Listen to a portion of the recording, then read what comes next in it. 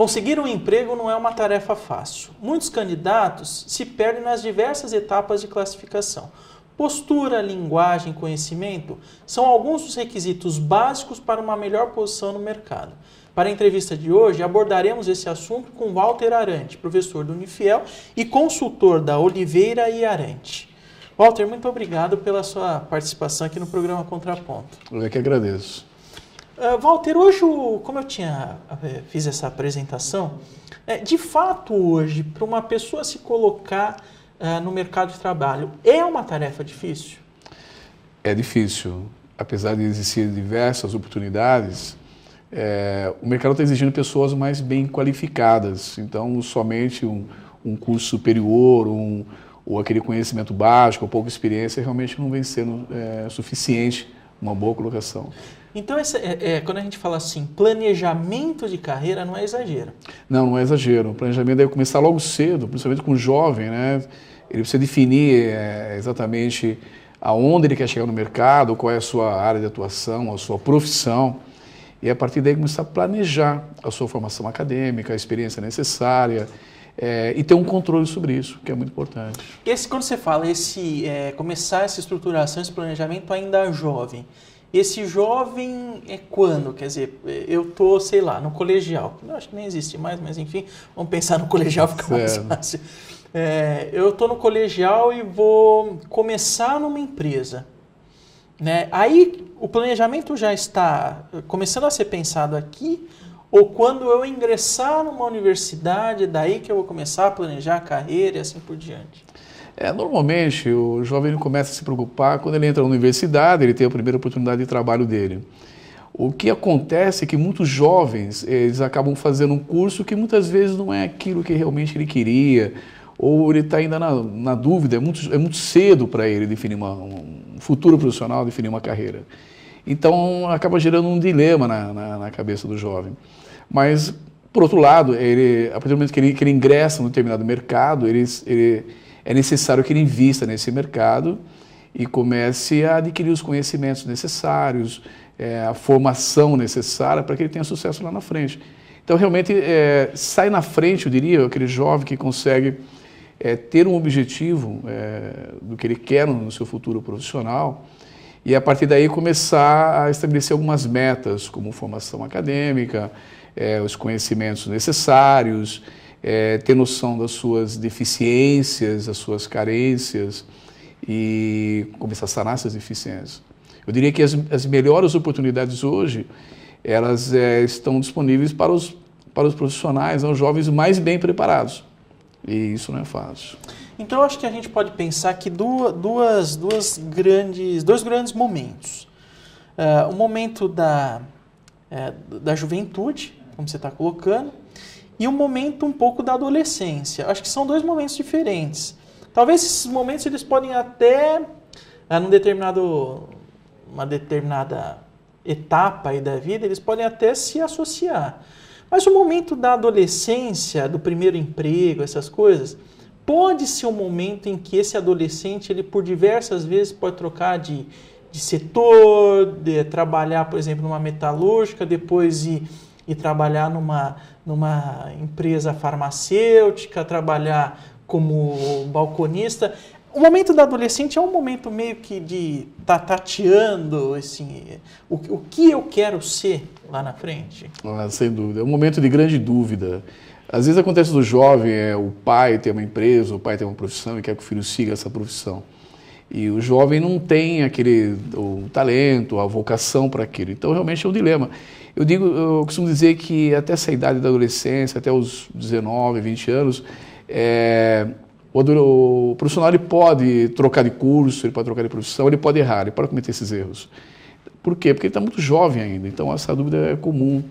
É um momento realmente que ele começa a conhecer o mercado de trabalho, as diversas profissões, ele pode se decepcionar com determinada atividade que ele vem desenvolvendo a partir às vezes, dos 16, 17 anos, e ele constata que não é bem aquilo que ele queria, então é o momento realmente dele repensar.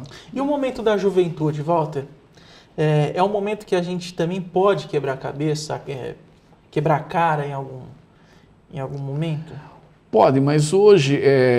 Hoje menos isso? Eu diria que menos isso, depois de uma certa idade, quando a gente fala juventude, estou imaginando após já os seus 23, 25 anos, coisa assim, é o momento do profissional começar a realmente se definir no mercado de trabalho, se definir a sua profissão, a sua área de atuação, porque para mudar, ele pode mudar, é comum, mas já torna-se mais difícil.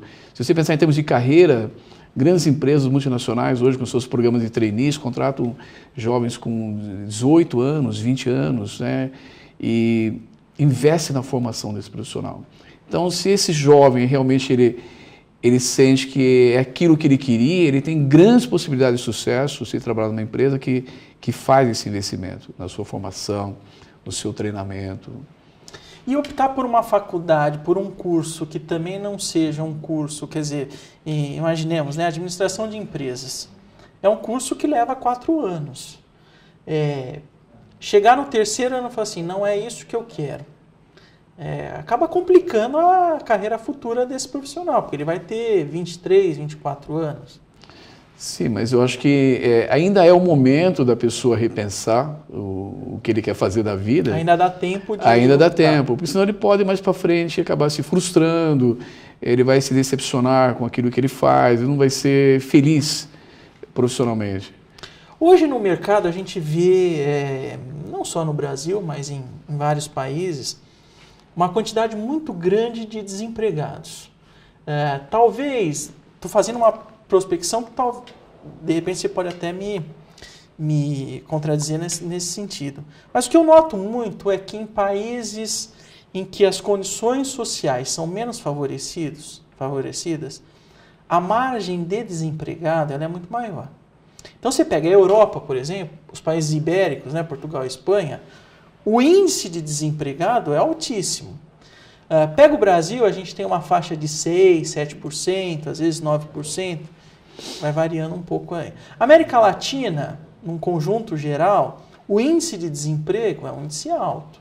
Agora a gente pega países, por exemplo, em que a mão de obra é extremamente qualificada, vamos pensar os países nórdicos da Europa, né? Noruega, Finlândia, Suécia e tal, a taxa de desemprego é muito menor. O que falta? Falta o emprego ou falta a mão de obra qualificada?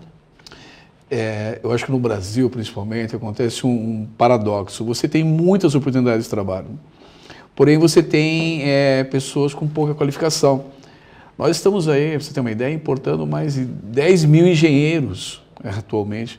O Brasil carece de engenheiros, o Brasil carece de pessoas com formação em tecnologia da informação.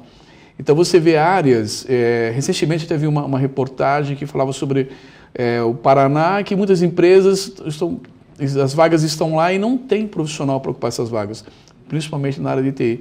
Nessa área de infraestrutura também é muito carente, falta profissional. Então nós temos muita gente no mercado, porém pouca gente qualificada, pouca gente com uma formação adequada, pouca gente com experiência. Então é uma coisa estranha, realmente é um paradoxo, porque você tem a vaga e tem, por outro lado, muita gente desempregada. Eu quero puxar um pouco mais esse assunto no próximo bloco. A gente vai a um pequeno intervalo e volta na sequência. Nós estamos conversando hoje, falando um pouco sobre emprego, empregabilidade.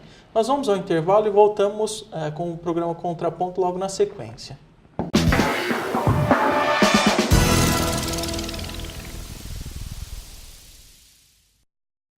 Em 1985, quando a polio causava paralisia em 1.000 crianças por dia, o Rotary estabeleceu uma meta: erradicar a polio em todo o mundo. Com mais de 2 bilhões de crianças imunizadas, em breve a meta será atingida. Erradicação mundial da polio. Isto é humanidade em ação. Isto é Rotary.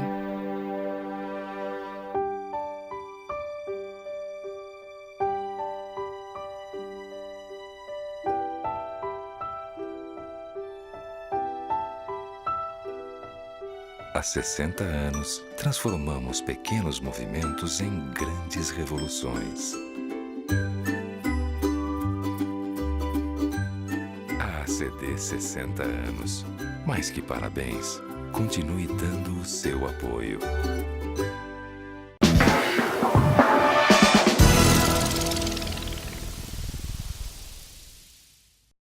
Voltamos com o programa Contraponto.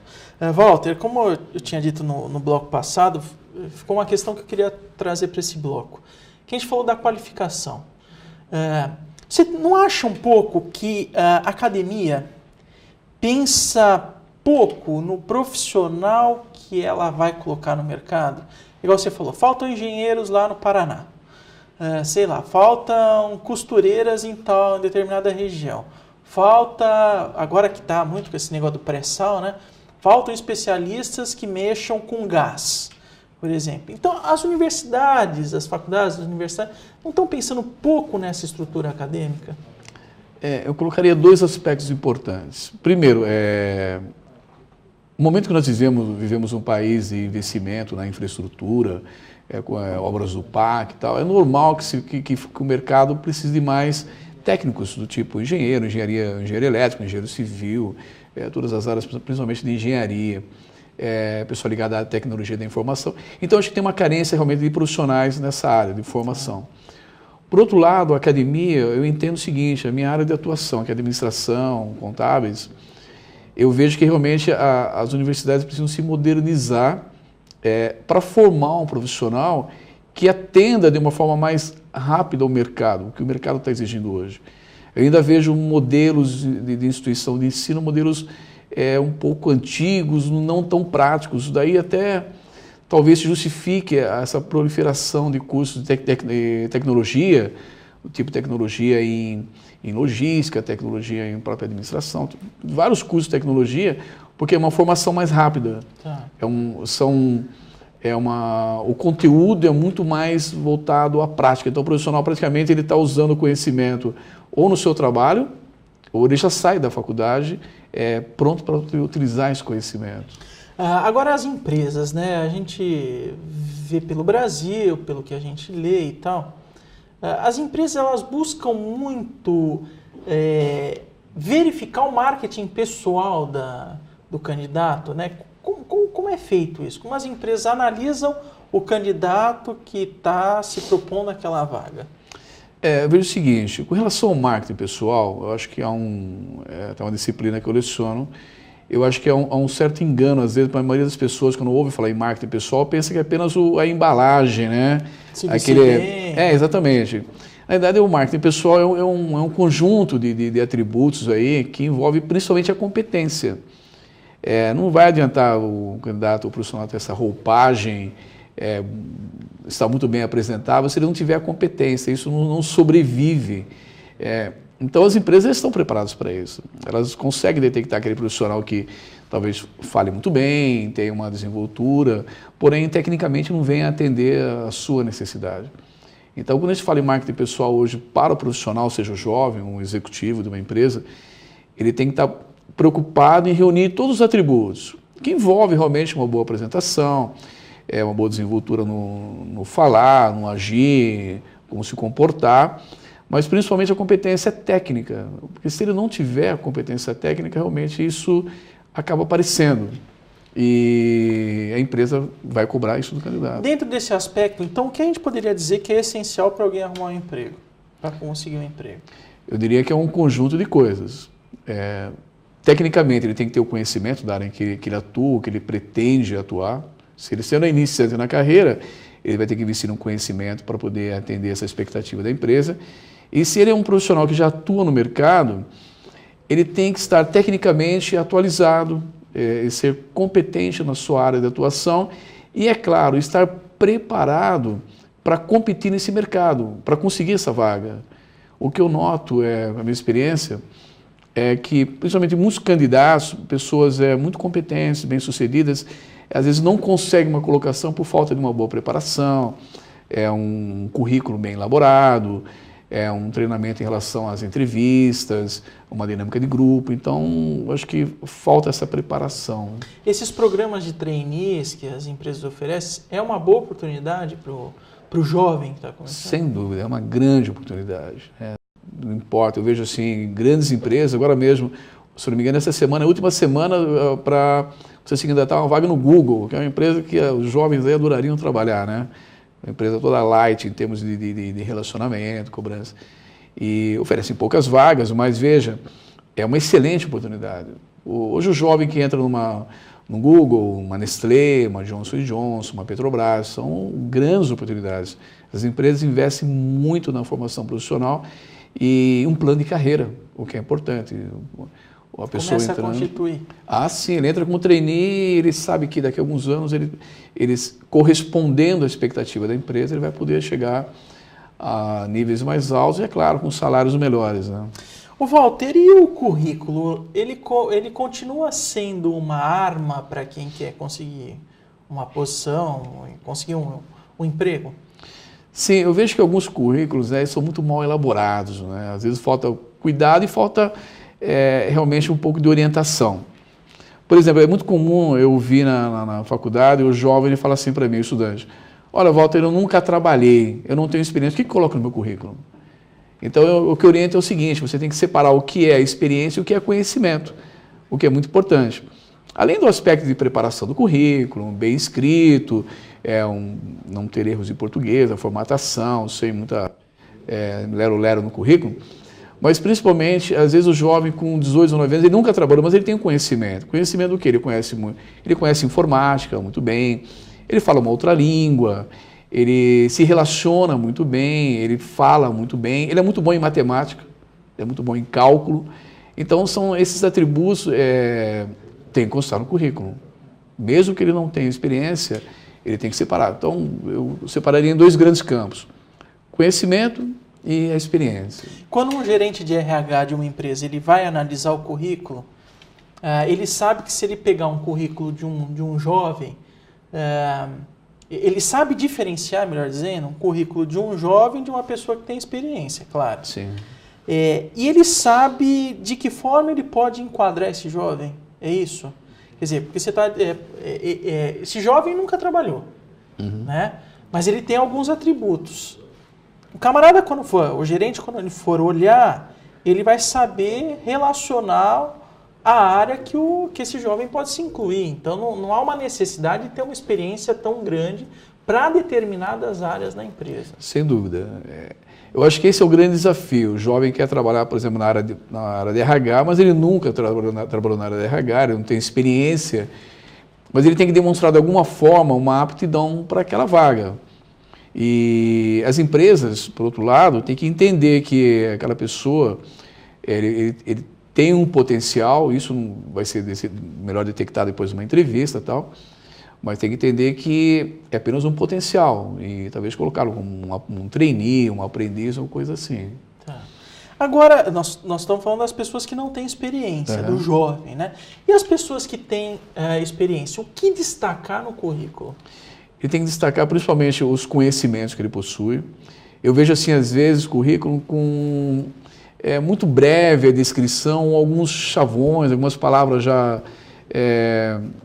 conhecimento da área de RH é muito vago, o profissional tem que ser mais específico no seu currículo. Com conhecimentos de informática. Sim, mas informática que você conhece um sistema contábil, um sistema financeiro, um sistema de folha de pagamento, um sistema de RH, ele tem que ser mais específico e colocar suas realizações. Por isso é muito importante. Olha, eu realizei isso, eu reduzi custo em um determinado processo, eu melhorei tal coisa, eu conquistei um cliente importante para a empresa.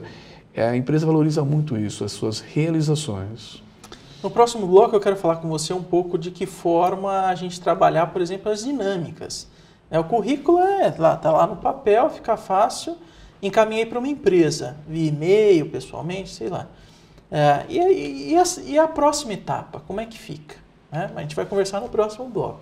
Okay. Hoje nós estamos falando um pouco sobre essa questão de emprego, com o professor Walter Arante, que é professor do Unifiel. Vamos ao intervalo e voltamos na sequência.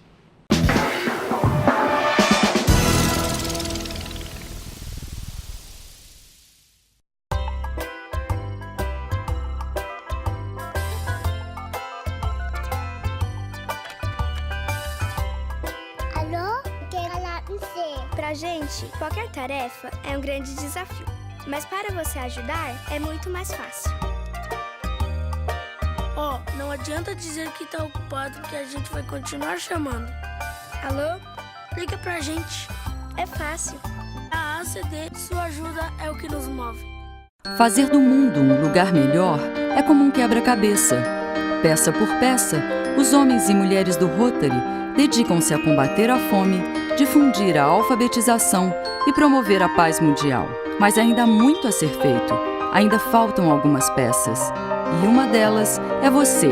Acesse www.rotary.org para saber como você pode ajudar a fazer do mundo um lugar melhor. Rotary, Humanidade em Ação.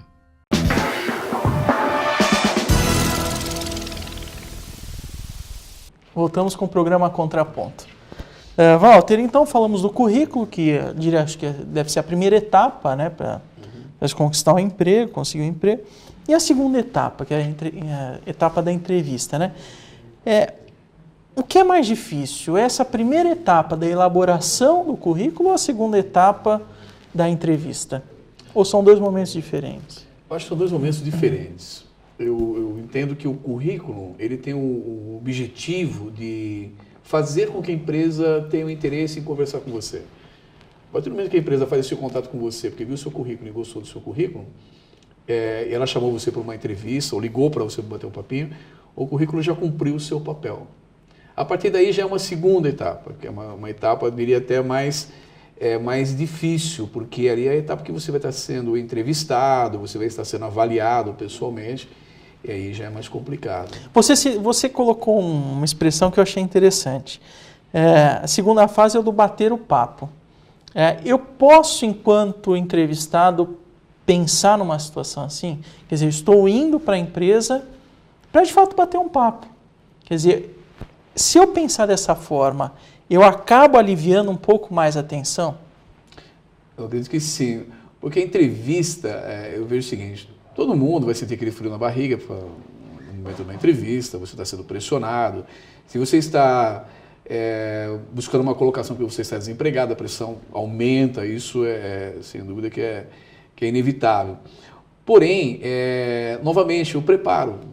É muito importante que a pessoa, independente agora se ele é um jovem, se ele é um profissional já experiente, ele vai enfrentar uma entrevista mais pesada, digamos assim, com o presidente de uma organização, com o conselho de administração, ele tem que estar preparado. E o preparo que eu digo é você se antecipar às prováveis questões que serão realizadas, procurar ter um conhecimento melhor da empresa, se possível, conhecimento das pessoas, um conhecimento do ambiente que você vai enfrentar. Isso te dá mais tranquilidade, você vai se sentir um pouco mais confortável. O que é perguntado nessas entrevistas? Quais são as perguntas mais habituais? Existem algumas perguntas que são assim tradicionais, né? Fale-me de você. E você vai ter que falar aí rapidamente aí sobre a sua vida. Quem é você, né? Pergunta mais um aspecto pessoal. E depois vai ter que falar um pouquinho sobre a parte profissional. São dois momentos aí. Falar sobre a sua experiência, falar sobre as suas realizações. Eu me lembro que uma palestra sua, nessa parte, fale um pouco de você. Você criticava algumas situações que os jovens habitualmente caem, né? Então, sei lá, descrever demais a pessoa, ou falar de situações que não interessam efetivamente a empresa. Você podia contar um pouco para a gente, que eu queria que você trouxesse para o pessoal que está em casa aquilo que você fala nas palestras, né? Quando é desse ponto, você efetivamente para e fala, gente, cuidado com o que vocês vão descrever, não fale um pouco mais de você. O falar de você do ponto de vista profissional, não é, Walter? Não é fale um pouco de você nos seus momentos de lazer, nos seus momentos, sei lá, né? Eu queria que você focasse um pouco nesse... Eu diria que a empresa, ela não tem, assim, o entrevistador não tem tanto tempo, assim, também não quer saber todos os detalhes da sua vida pessoal agora. Então, eu diria assim, quando se faz essa pergunta, fale-me de você, eu recomendo que você sempre inicie falando um pouquinho de você realmente, né? Eu sou solteiro, sou casado, moro com meus pais, estudo tal curso, tal, uma coisa rápida. E já entre no campo profissional. Eu tenho experiência em tal atividade, eu tive essas realizações na vida profissional e tal, e estou buscando essa oportunidade. Tem que ser uma coisa assim bem sucinta, né? Sem entrar muito em detalhes. O que pega, às vezes, que eu vejo, que algumas questões que a empresa pergunta, até para forçar a pessoa para falar mais dela, E as pessoas se enrolam porque não planejaram, não pensaram que isso poderia ocorrer. E acabam caindo num campo comum, por exemplo, fale-me dos seus defeitos. Aí a pessoa fala, eu sou perfeccionista. Isso é muito comum. Perfeccionismo não é uma falha, né? Não é um defeito, ao contrário, é até uma virtude, né? Então acaba caindo em algumas respostas assim muito comuns, ou não sabe o que dizer. Fica completamente na hora ali, não sabe o que dizer. Eu acho que o segredo aí, novamente, é você se preparar para essa etapa. É uma etapa, não é uma etapa fácil, é uma etapa que você tem concorrentes, hoje toda vaga, pessoas concorrendo com você, e você tem que se sair muito bem nessa etapa, o melhor possível. Nessas entrevistas eu falo muito ou eu falo o essencial? Não, tem que se falar o essencial, não pode ser algo assim, falar demais, ser muito prolixo, repetitivo. Às vezes a gente está falando uma coisa e se vê na necessidade de complementar, mas talvez esse complemento não seja necessário. Se o entrevistador ele tiver mais interesse, ou ele achar que a sua resposta não foi suficiente, ele vai te questionar, né? Ele vai pedir, fala um pouco mais sobre isso, ele vai pedir que você fale um pouco mais. E os erros de português na entrevista, Walter? Isso é terrível, né? Não só o erro de português, mas o erro de... o profissional, às vezes, ele comete alguns erros, ele não tem uma postura adequada, ele fala muito alto, ele fala muito baixo.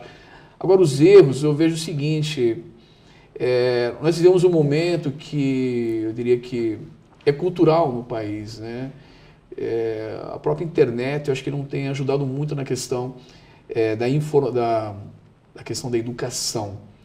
Transmite-se muita informação, porém não muita cultura. Então, tem jovens falando o que ele escreve no MSN, nos seus e-mails, e acaba acontecendo esses erros em português. Isso é fatal. Uma grande empresa, certamente, ela não vai trabalhar ou admitir um candidato, uma pessoa que cometa erros em português. Se for um profissional experiente, então isso é imperdoável, né?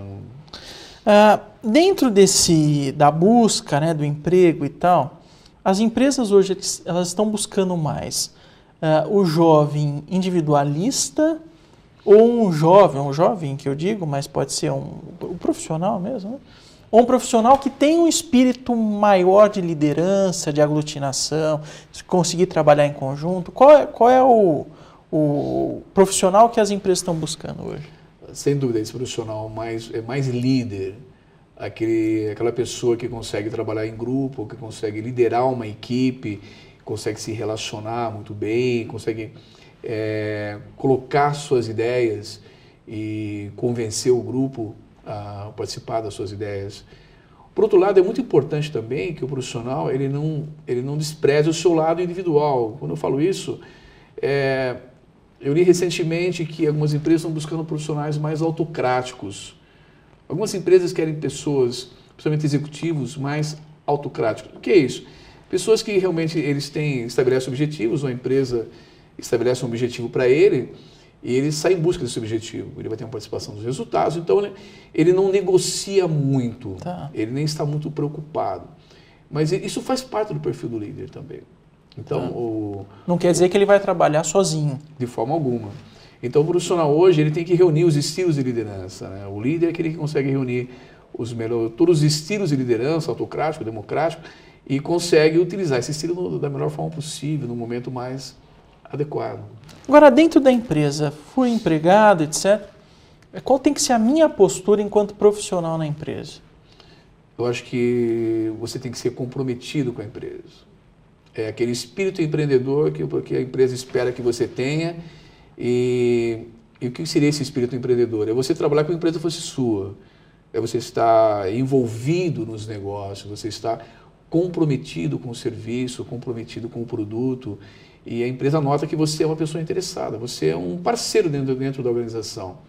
Eu acho que essa é a visão que você tem que desenvolver. A partir do momento que, desculpa te cortando, mas a partir do momento em que eu não me sinto mais integrado à empresa, não tenho mais esse espírito de participação, que cai fora.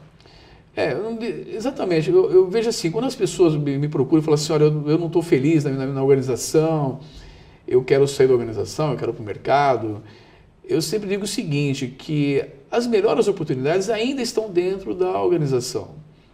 Procura fazer uma análise bem fria se realmente a organização ela não vai proporcionar a você um crescimento ou uma oportunidade. Agora, se você realmente chegou a essa conclusão, após essa análise, né, que você não tem perspectivas dentro da organização, eu acho que é o momento de ir para o mercado. O mercado hoje está muito aquecido, existem muitas possibilidades, e se você está bem preparado, né, um profissional competente, você vai conseguir uma colocação. Walter, eu quero agradecer muito a sua participação.